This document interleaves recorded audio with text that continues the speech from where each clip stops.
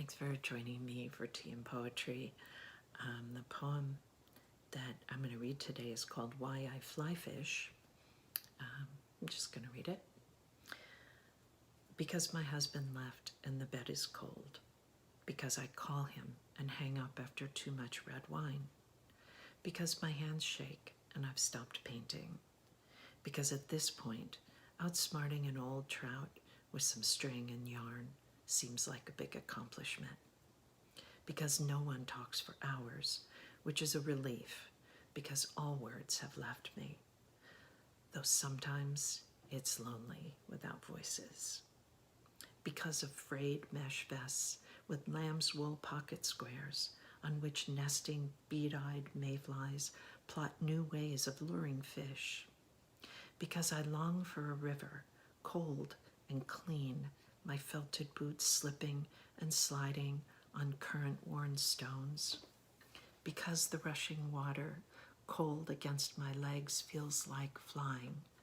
Because in waders, I won't feel the fish bite me. Because I'm afraid of trout, of their eyes, black and glassy, looking straight into my soul and stealing it. Because despite this, I love how their silver tails roll and catch the light, like the tinkling antique bracelets I bought from a one-eyed, honest man in the Kasbah. Because wandering along the tree-shadowed banks and discovering sun-bleached bones pocked with tiny antholes filled with sand is the highlight of my day. Because only then can I forget my husband's voice on the phone that day, so far away in New York, his voice on the line, soft and fading like he was already gone. Because as I listened to the quiet hum of his voice, I pressed my cheek against the cool window overlooking our garden of white flowers and traced a fish with my fingertips. Because I belong to no one.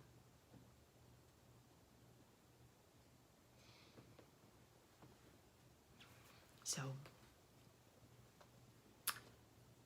that's a poem that I wrote a few years ago, and just came across it the other day when I was going through my files, and I thought that it was a poem that I wanted to kind of go back and reread and think about. And so I thought I would share it with you today. I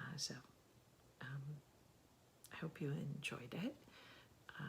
And I hope you'll keep sharing poems with me so that I can keep reading them. And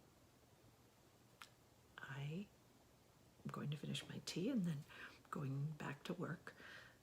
I will be back tomorrow with more tea and poetry. In the meantime, take care. I'll see you tomorrow.